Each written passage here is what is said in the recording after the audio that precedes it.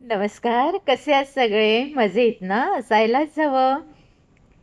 मी आज माझ्या नवीन चॅनलवर आलेले आहे. माझं जुनं चॅनल आहे TruePat986 आणि नवीन चॅनल आहे JioTat986. तर तुम्ही दोन्ही चॅनलवर जर नवीन असाल तर मला लाईक, शेअर, सबस्क्राईब करायला विसरू नका. आणि हे चॅनल जे माझं आहे ते फक्त कथाकथन आहे आणि जे दुसरं चॅनल आहे ते एव्हरीथिंग इन वन आहे. त्यामध्ये blogging, dancing, cooking, embroidery, crochet सगळं काही आहे. तर आता आपण जास्त वेळ न दवडता आजच्या गोष्टीला सुरुवात करूया. गोष्टीचं नाव आहे सुंदर बोधकथा आहे. डोळ्यात पाणी आणणारी बोधकथा आहे. तर तुम्ही ती ऐका. तर बोधकथेचे नाव आहे आईचे प्रेम. तर आता ऐकूया.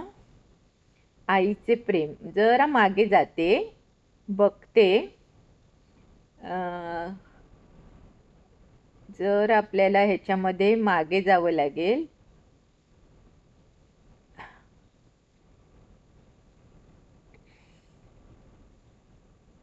ओके.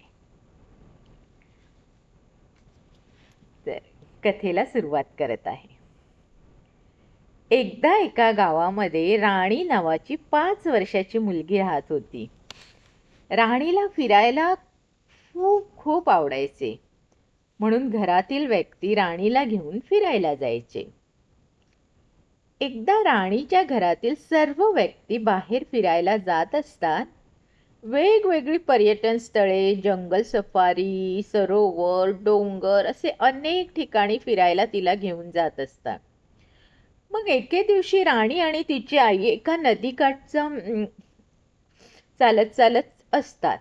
राणी पडेल याची आईला थोडी भीती वाटते आणि आई तिला म्हणते, बाळ माझा हात धर. राणी म्हणते, नको आई, तूच माझा हात धर.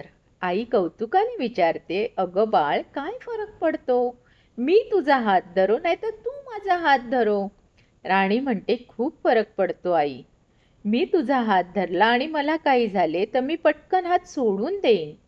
पण मला माहितीये, तू माझा हात धरला असताना काहीही झालं तरी तू माझा हात सोडणार नाही.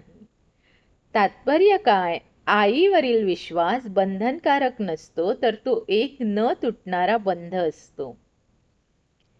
तर अशा प्रकारे जर माझी ही छोटीशी गोष्ट तुम्हाला आवडली असेल तर माझ्या गोष्टीला लाईक, शेअर, सबस्क्राईब करा. आणि मी रोज अशा बोधपूर्वक कथाच घेऊन येणार आहे. शिवाय लहान मुलांसाठी काही कथा आणणार आहे.